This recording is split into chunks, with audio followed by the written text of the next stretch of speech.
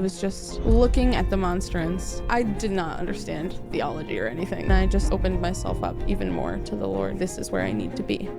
Like, this is exactly where I was called to be. Because I knew kind of who Jesus was, I like felt the conviction in my heart of what I was doing. There's like nothing simpler than like just like receiving a sacrament for the first time and like really feeling Christ's love, just like moving through like every new journey that I had with him. Let Jesus in, fall back on him, letting go, let God.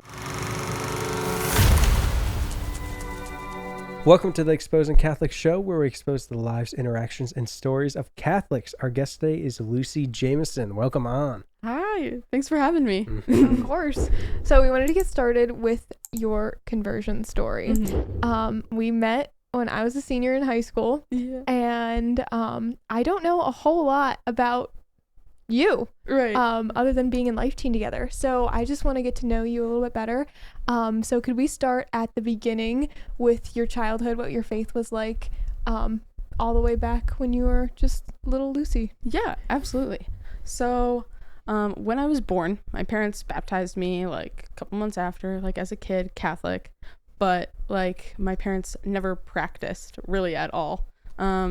We maybe went to mass when my grandma would be like, let's go to mass. And my parents would be like, oh, okay.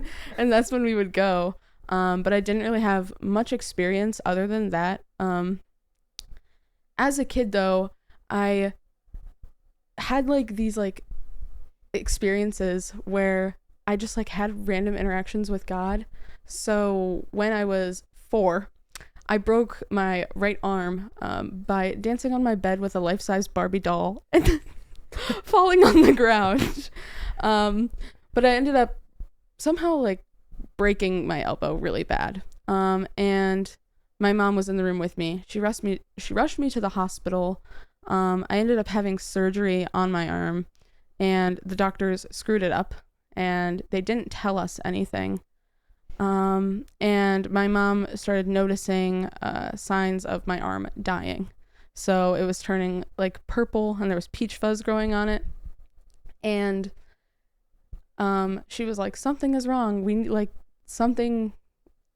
need to figure out what's going on.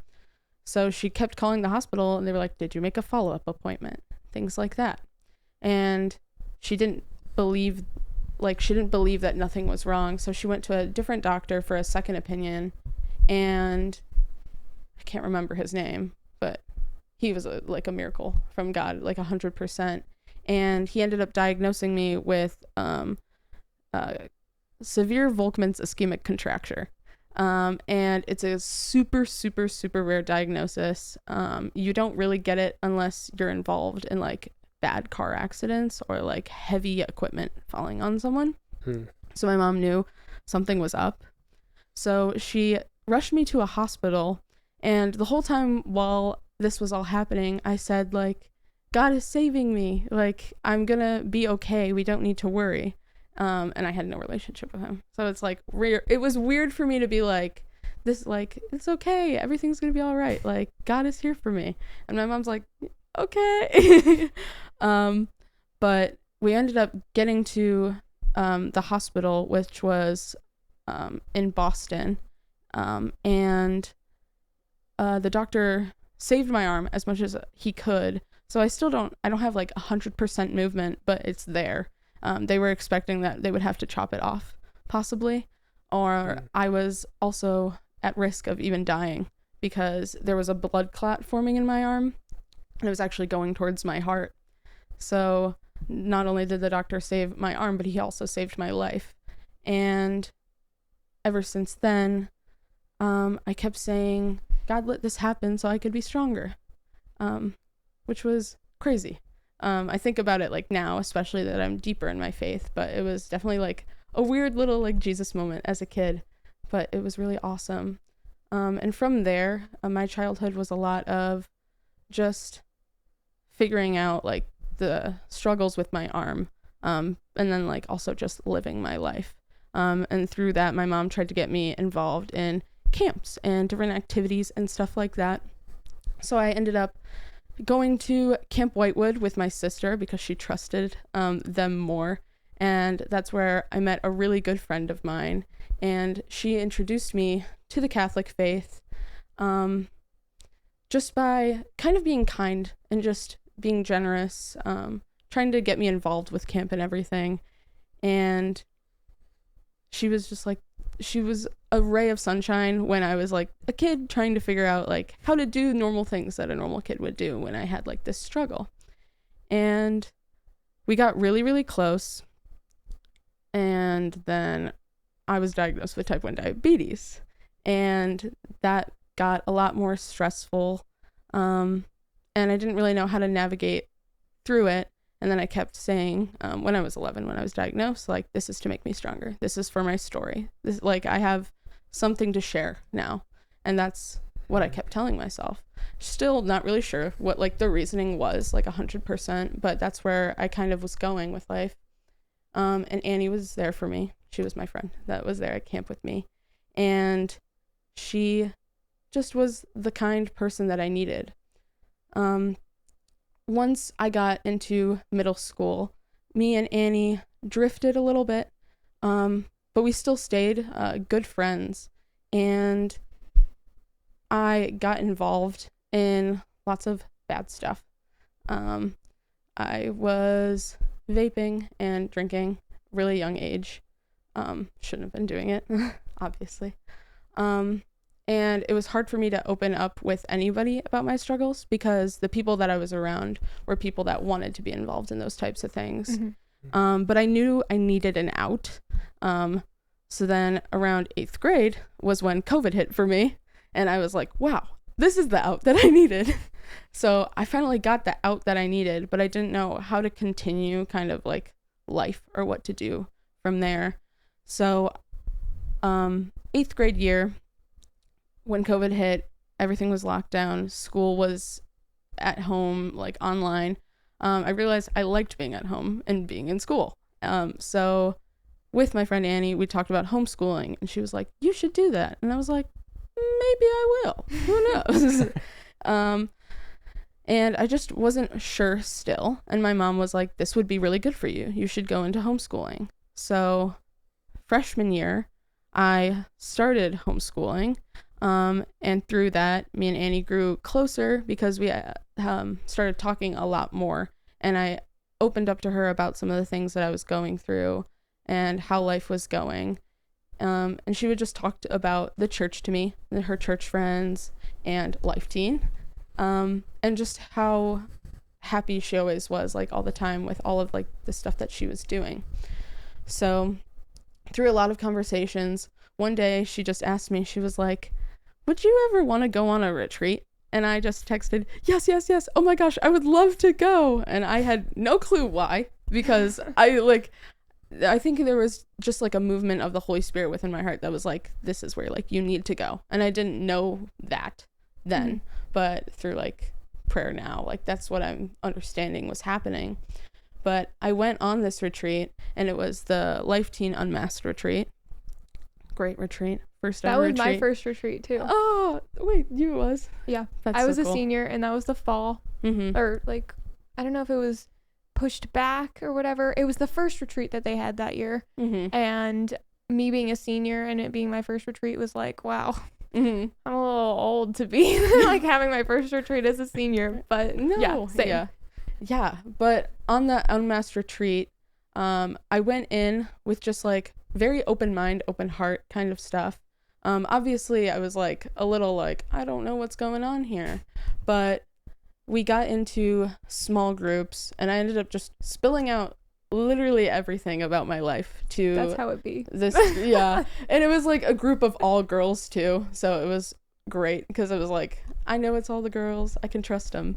So I just told them like everything, and there was just like, I felt like all the love that everybody had for me. And I was just like slowly getting more and more comfortable with like the retreat and the people. And then we got around to reconciliation on Saturday night. And I had never been before. And I went into reconciliation because my friend encouraged me to go. She was like, you can just ask for a blessing, or if you want to tell him all of your sins, because I had been baptized as a kid, like I could do either, but she encouraged me, like, tell him all your sins. So I did. It was a trauma dump for sure. I have never seen that priest again though. I don't know where he went. Maybe he was sent from God as like, you'll never see him again, so you never have to worry about telling him everything. But We've got something special for all our Catholic organizations. Now, before you skip past this part, it's not an ad. It's more like an incredible opportunity to take your digital presence to the next level. And I'm going to let you in on a little secret here. Something only for our podcast listeners. We, DM Productions, have a 2-day Catholic social media makeover course. It's an online course specifically made for Catholic organizations. It will take your social media to the next level. And we make it easier than ever with our step-by-step video walkthroughs, cheat sheets, customizable templates, and more. Catholic organizations, let's start creating the quality and results that secular businesses have, but with the depth and beauty of Catholicism. Oh, and did I mention the price? $700. But remember I said I was going to let you in on a little secret? Use code DMPodcast to get it completely free. No credit card required, just pop that code in and you're all set. Head over to www.dm.productions/social media makeover or click the link in the description. Now back to the show. I just remember crying and kind of just like realizing what I had been doing with my life. Just like the path that I was on, and like that God was trying to steer me like a new way. Mm-hmm. And I didn't know necessarily what that call was yet, but I knew that that was the call that I needed to follow. So after reconciliation, after me sobbing for like 30 minutes, it's okay, we all do. Oh yeah, for sure. We had Exalt, or adoration, Eucharistic adoration, and I went down there into Eucharistic adoration, and I was just kind of like looking at the monstrance. Obviously, like the Eucharist, Jesus was in it, and I did not understand like theology or anything. Like if you were to tell me like, what are you looking at? I was like, I don't know. Like, I don't know what I'm looking at. But is that your first adoration? It was my first ever adoration. Okay. Yeah. And I was just sitting there, and I started singing along to the songs, even though I didn't really know them. And I just like I found myself at peace at where I was. And I just like kind of opened myself up even more to the Lord, like in that moment. And I remember just like kind of staring at like the Eucharist for a minute and being like, this is where I need to be. Like, this is exactly where I was called to be. And it was very emotional, because I remember I got up after like that moment of just like realization, and I went over to Tammy and I was like, I want to become Catholic. How do I do that? And she was like, oh, that's great. We'll talk about it later. Because she was like, she was on like a call or something. And I just remember spending the rest of the night in adoration, just like, it was the most open I think I've ever been before. And it was just the most emotional experience. Like, I wish I could explain the emotions more, but it was just like, I think it was that full surrender moment, or not maybe full surrender, but like that first surrender. Yeah. Where like, I'm finally giving God the first yes that I need to make in order to like really go into the conversion. And after, I think we had like a little open mic thing, and I went up and I was like, I'm gonna become Catholic, and everyone was like, yay. So I went from that retreat, and just like with like newfound like purpose, and I was like, what do I do now? Because I didn't know what RCIA was or anything.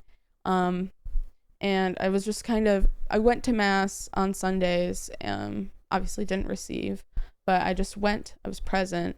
I got to experience it more and go to Life Teen and learned a lot.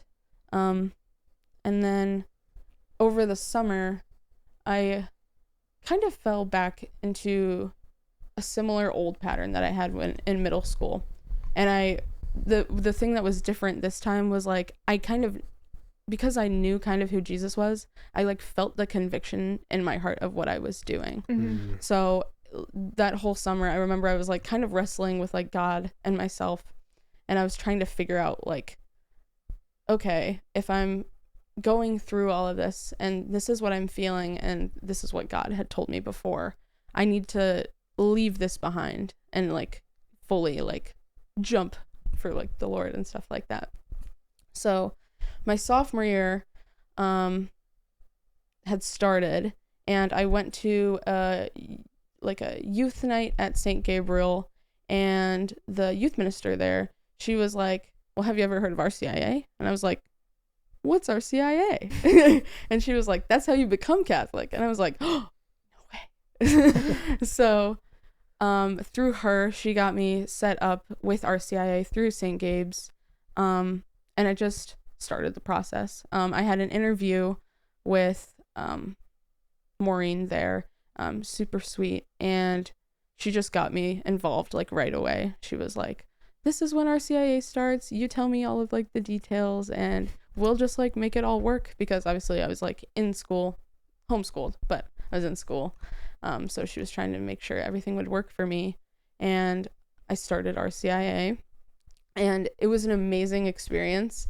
I was the second youngest in there, because there was another girl who I think was in 8th grade, and she got baptized. And I guess this is jumping a little bit ahead, but I remember when she got baptized, I like put not myself in her position, but I kind of viewed that baptism, and I was like, that is exactly like that is like the beautiful holiness like of the Lord like just washing over her. Mm-hmm. And I like in that moment I just like realized that had happened to me as a child, and it's like I felt like that love again, and it was a really like deep moment for me when I was watching that.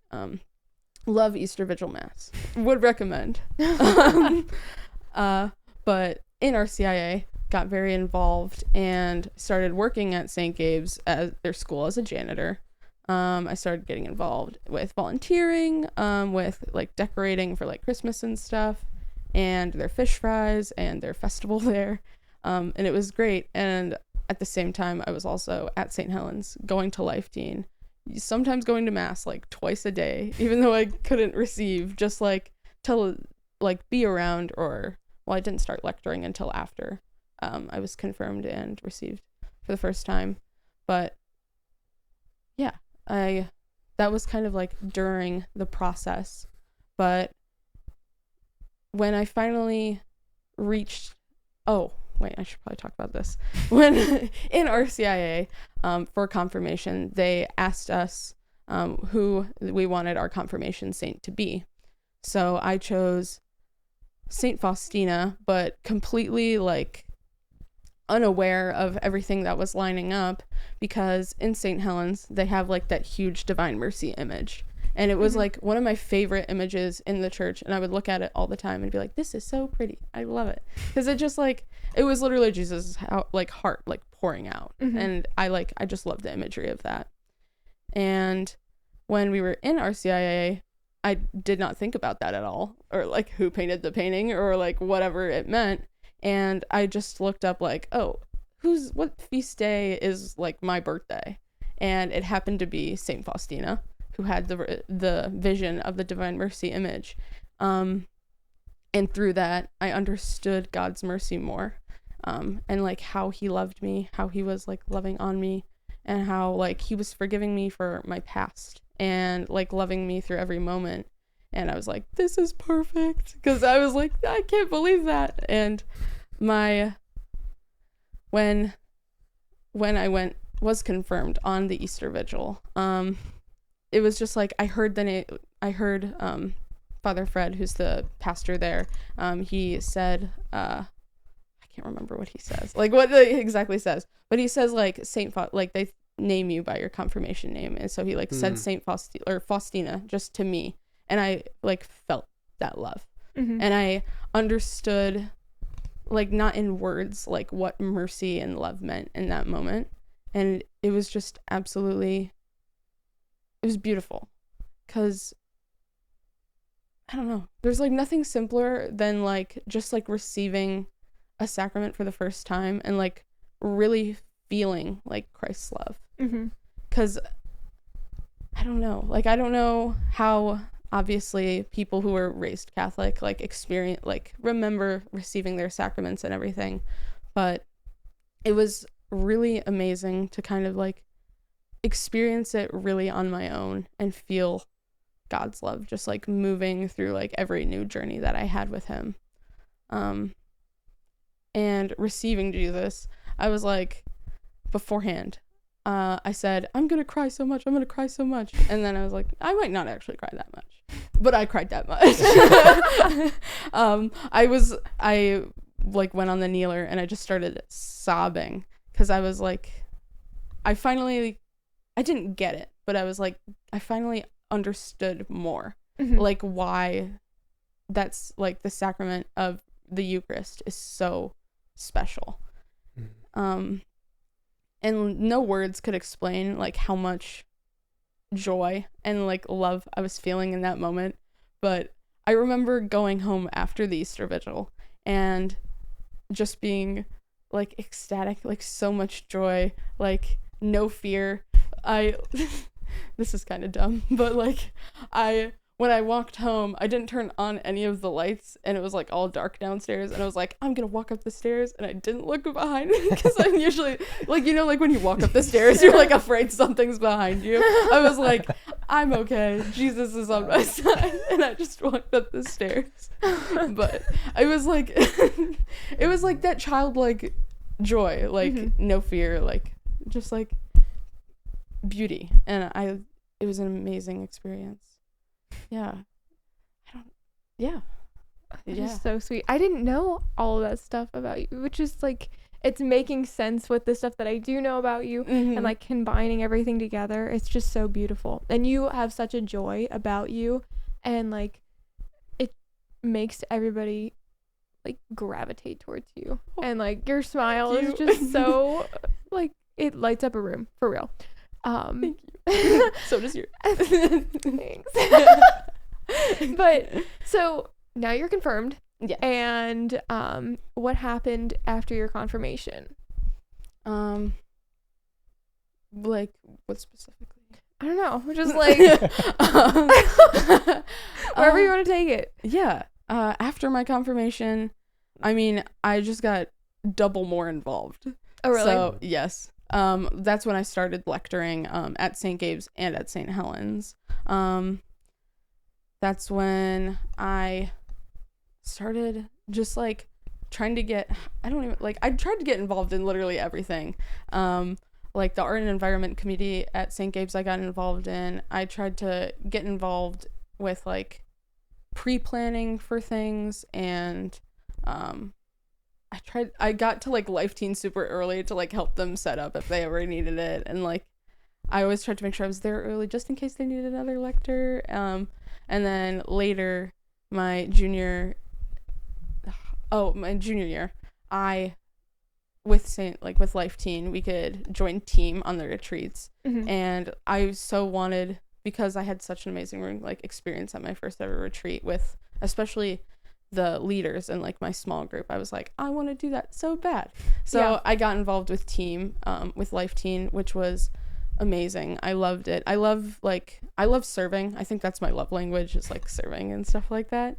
So it was really nice to finally like not just be a retreatant, but also like serve the retreatants and show them that love that like hopefully like that I experienced, maybe like they could get like even like a small glimpse of it. So that way they can like really like get God's love. I'm sure that happened. Like 100%. Yeah. I pray about it all the time. Yeah. I tried to get involved in pretty much everything. I started going to St. Francis, their Life Teen. No, well, not necessarily their Life Teen. I started going on Tuesdays to their like discipleship meetings, and I started going to the seminary for their masses at like 7 p.m. and going to all the exalts I possibly could, because I just was like, I need to go to Jesus wherever he is all the time. So yeah, I was a part of the Youth Advisory Council of Cleveland, and that was really cool. Especially that's kind of new. Can you talk about it? Yeah, so my group was the first ever group to do it, which is really cool. No, I think about it, I'm like, it's so cool that like I was part of the first group, but I try to be humble about it, but I'm like, that's so cool. But during those meetings, we would just like talk about CLE 216, where it's like the youth conference for Cleveland, basically, that they had at John Carroll. We would talk about like breakouts and stuff like that. What do we want to see? We would talk about things like what events do we want in like Cleveland, or how can we cater to our Catholic schools more? We had a meeting with the bishop as our final meeting, where we gave like presentations on different subjects. So there was one specifically about Catholic schools and public schools, like how do we cater to that as like a Catholic, like the church and everything. And then also evangelization, and my group, we had evangelization, beauty, and tradition. That was our presentation, which was interesting to present because you're really just talking about like how beautiful everything is. That was like the gist of our thing. But our presentation was just all about how do we like bring Jesus more to like the teens that so desperately need it, that don't really recognize that they need it. Yeah. Because it's hard to obviously get someone involved into something that they're not sure what it really is yet. And how would you do that? Like, how'd you explain that? We just talked about bringing things like Impact that we have at St. Helens to like more public schools or public areas. Can you explain what Impact is for people that don't know? Impact is basically, it's kind of like small group time, where it's just I only went a couple of times, so I couldn't tell you too much about it. But it was kind of just like breaking open the word, usually eating together, and then just having like discussions about like scriptures, or things that are like going on in your life that you just like need to bring to the Lord, and you just weren't sure how. And that's for like public schools that don't have specific Catholic things? We have it, I think they have it at NDCL, and then they just started it at Kent State Geauga. So like Berkshire students can go there. But I think they couldn't technically hold it at Berkshire. But yeah. Yeah. I mean, when I went to public school, K through 12, and in high school specifically, they only had Fellowship of Christian Athletes. So there was nothing specifically for Catholics.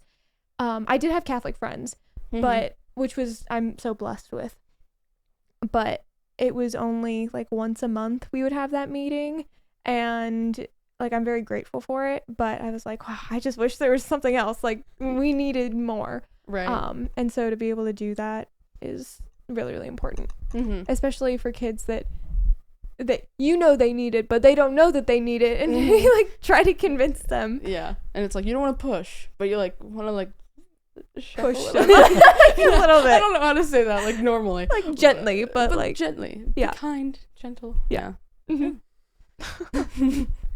you want to say anything? How did you like lay those? When you were talking about fighting with, I don't want to, not addiction, but you're like struggling with the vaping and the drinking and the different things. How did you like lay those at the cross and utilize your newfound faith? Honestly, when I try to think of like how I actually got rid of it, I think it was genuinely just like the Holy Spirit, like not like putting that temptation like away. Because I really remember like pretty much going on that retreat and then just saying I don't want to do any of that anymore, and then I just really didn't. Wow. And I would say more recently, as I've gotten older, I think the temptation sometimes does come back. Not that I always fall, but it just like temptation's real and it happens. But it's like it's a battle, but it's really freeing to know now that it's like I know how to overcome it, and I have like God to be there and support me and love me, along with all of like the communities that I'm a part of as well. So yeah, that's powerful. And it just sounds like you're not going and picking it back up, which is like something I hear a lot in when people are struggling with any sort of like addiction or something like that, or sin. Just like they keep running back and picking the thing that they laid at the cross up. It's like, just leave it there. Yeah. Let it be taken care of. Yeah. Which, I mean, it's a lot more complicated than that, I guess. But Yeah. if you want to dumb it down to the simplest terms, Yeah. stop touching it. But no, it's really good. I wanted to go somewhere. I don't know where I'm driving, but I'm headed. Okay, let's hear it. Yeah, so how was your like family kind of viewing your path to becoming Catholic? Well, I mean, because you were kind of Catholic, and then but not really, because you like skipped the sacraments, but then you like the Holy Spirit led you back. Yes. Yeah. So my family, it's like, it's interesting because I wouldn't say it's 100% support, but it's also not like they're angry or they're like, why are you doing that? It's more like they realize like I'm trying to be independent and do my own thing. So they're letting me do what I want to do. But there's not, my mom has come to mass with me a couple of times, which I'm grateful for because that's awesome, and praying for her. But it's really just like, I mean, they were loving me through it. And I have conversations with them all the time, and we disagree on a lot of stuff still, but it's kind of like, it's that thing where it's like, I'm over here, you're over here. We're just going to live in harmony and love each other, even if we have different beliefs and things like that. So it was support, but it's like not the support that most people think about. So, yeah. Do you have any other siblings? I have 2 older sisters. Okay, what do they think about, or do they have an opinion on? They don't have much of an opinion. They just think it's cool that I did it. And they're like, it's good that you're finding your own spirituality and like going down your own path and finding your own thing. So, yeah. Got it. Are they like learning from you at all? Like, because I feel like with a lot of siblings, usually if like one sibling kind of dives in the deep end, then the other siblings are kind of curious about it and like, oh, what is this? And then they kind of follow along. Yeah. They ask a lot of questions, but they've never really gotten much involved or anything. But we have conversations like all the time about stuff and God, and I don't even know what. Like, we just have conversations about like spirituality all of the time because they are on a different level of like different type of spirituality for sure. Okay. So it could be a little bit of a spiritual warfare in our home sometimes, for sure, which I definitely feel half the time. But do they realize that that's what it is, or no? I don't think so. Oh, okay. I just really recognize it myself. So it's interesting. Yeah. Well, you're planting seeds. Yes. For them. Yeah. So you go to mass pretty regularly by yourself, though? Yeah. I mostly, whenever I go at St. Gabe's, I'm usually by myself. And then at St. Helens, it's with Life Teen. So I don't really consider myself alone, though, because half the time when I'm at mass, there's always people I know. So it's like, even if I went there by myself, there's always somebody that's there. Yeah. And Jesus is always there. And that can be really intimidating for, like, especially young people that they don't know anybody at church. And they're like, oh, I want to go to church, but I'm not going to be that person that sits alone by themselves. And there's a bunch of old people here. Like, I don't know what's going on. What would you say to people that, like, kind of have that tug on their heart, but they don't know anybody? What would you say to them? See, for me, in that summer when I was like struggling, I tried to go by myself a couple of times, and I just found it where it was like, I kind of just needed to like let Jesus in and kind of just like fall back on him. And I just tried to like overcome my anxiety in a way, because it's definitely anxiety that's like working in when it's like hard to like go to mass by yourself and things like that, because we're anxious about where we are, what we're doing, who we're around, and things like that. So it was really just letting go, let God kind of thing. One of those cheesy quotes. But let go and let God. Yeah. But I mean, I would say to like anybody that's seriously afraid or unsure how to really jump in is just like being uncomfortable is good. So it's like trying to maybe even slowly, like maybe go to the chapel or whatever by yourself for the first time, because maybe there's other people there, but it's not too much. Or maybe going to a daily mass instead of like a Sunday mass, just to like first get the vibe.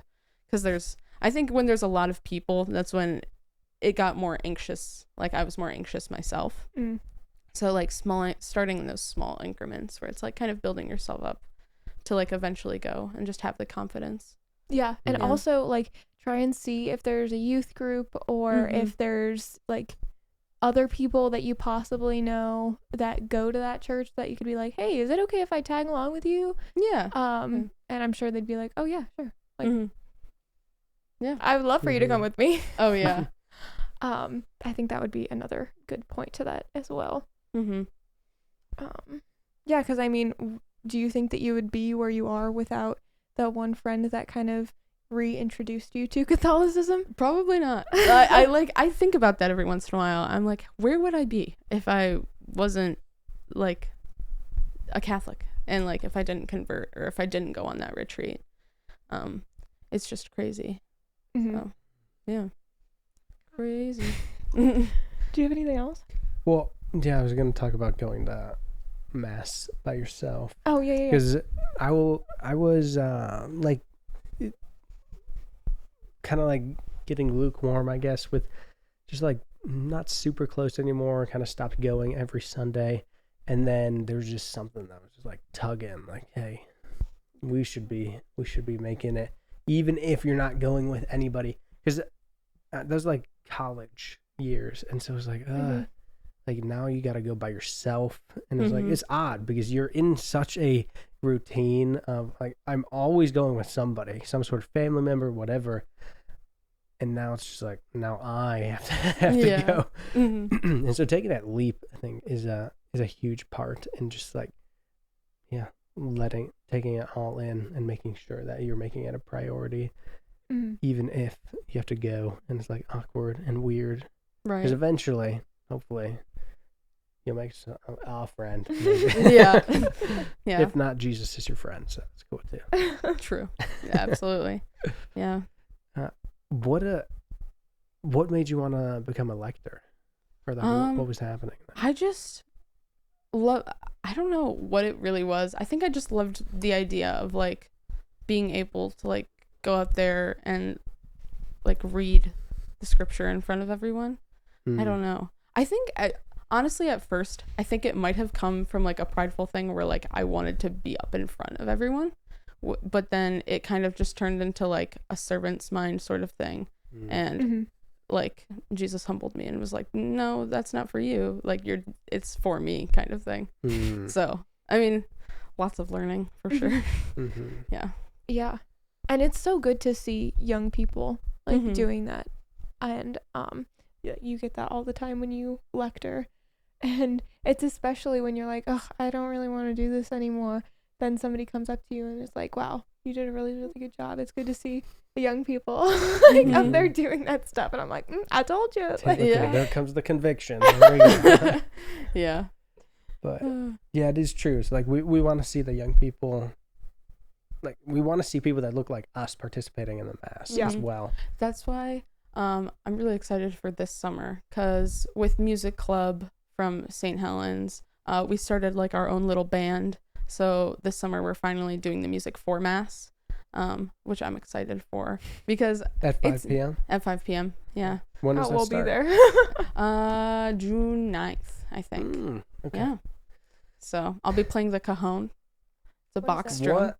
It's a box drum. Oh, okay. I do know what that is. Yes. Yeah. You like sit on it and you like fire. Yeah. It's fun. I love it. I love learning the cajon. I bought it literally for a retreat for like a one-time use, and then I was like obsessed with playing with it. So Mm. yeah. Yeah. How many people are involved with it? We have like a good group. Jeez. And they all just like out of their own time in the summer just Mhm. get together and play. What's Yeah. that thing where people like they have the backup singers and so they'll be singing and then they all come in and I'm like, what? A harmony? We're doing that. Harmonizing? Yes. Yeah, because we have That's my suggestion box. yeah, we have a couple of lead singers and then background. I'm like kind of So background. the music is about to be going crazy. Oh, it's gonna go crazy. Just like right when the school year ended, it's kind of like, like Mhm. there's less people. There's so many things going Mhm. on, so not the whole Life Teen band can't be showing up. So I think it's about to get like awesome. Oh, I hope. I don't show up for the music. We're praying. It's okay. Yeah. Mm. Yeah. What else Oh. did you? Oh, I had a realization. Probably should have said this way earlier when I was talking about the Divine Mercy, but like another reason why I felt like God was tugging like so hard at my life was like it was the Divine Mercy image, and then finding out Saint Faustina's feast day was my birthday, and then my first year anniversary with Jesus was Divine Mercy Sunday, and then this year, like close to my second anniversary, I had to give a signs talk, and the whole talk was the talk was on Divine Mercy Sunday weekend, and That's I was crazy. like, yeah, crazy. I like the signs from God were just like moving in my life. Mm-hmm. Mm. Yeah, it's crazy how that happens. Yes. Mhm. You were talking in that last podcast about how like God sends you these signs, but then you don't realize until like a lot later down the road. Oh yeah. Oh yeah, I'm real late on the signs. Oh, me too. Because I didn't really get like the signs from like my diabetes or my arm until like, I mean, I knew what I was saying, but I didn't really get it until like recently. Mm-hmm. But Mm. That was just like reflecting in prayer. yeah. Yeah. Or just like random shower thoughts where I'm like, that's what that meant. You know? That's crazy. Yeah, I feel that. I'm like, whoa, that makes so much sense. I need a notebook so I can write this down. Right. It's gonna go away as soon No, as I get out. I have a thing in my notes app that's like reflections that I have like in prayer, and then I write them down later, or like in that moment really quickly, Mhm. because I'm like, I need to remember that. I need to write that down. Yeah. Mhm. I need to get better at journaling. I like the concept of fire. journaling, but me actually doing it is like, wow, Mm-hmm. that I can't. I'm terrible at doing it. Mm-hmm. I try to, like Mhm. all the time. I have a bunch in my notes app on my phone, and then I have like 3 journals at my house that I bounce between because I forget that the other one exists. But yeah. Mm. You got me like the alabaster prayer journal, Yeah, something like that. Haven't touched it yet. I have not touched it yet. And That's it was a okay. Christmas present, so It's yeah, okay. it's really cute. It's like, oh, it's too cute. I don't even want to write in it, but it's, Mm. No, Typical. don't want to ruin it. and it's not that I don't want to ruin it, but it's just like, it's just too perfect to write. Yep. Mhm. Yeah. I just need to get that out of my head. Procrastination at its finest. I know. Real. Anyways, Are there any questions that we haven't been asking you that you feel like we should be? I don't think so. I don't know. You don't know. What about you? I don't know. I mean, I love this conversation. It was so good. I It know, was super yeah. fun. Huh. But do you have anything else? No. Mr. No. Question Asker? I mean, I could yap. Like, I don't know if you want me to. Yap about what? What do you mean? I don't know. Life. Let's cut it here. Yeah. Okay, yeah, we can end it. I don't want to get too off the rails. Yeah, same, here. yeah. We want to make sure it's a Mhm. slightly focused episode. This is Yes. late in the day for us. Yeah. Yeah. This is our 3rd episode of the day, so you don't know that, but we do. This is being cut. But Oh, we didn't end the Well, episode cool. yet. Cool. Thanks for coming. on.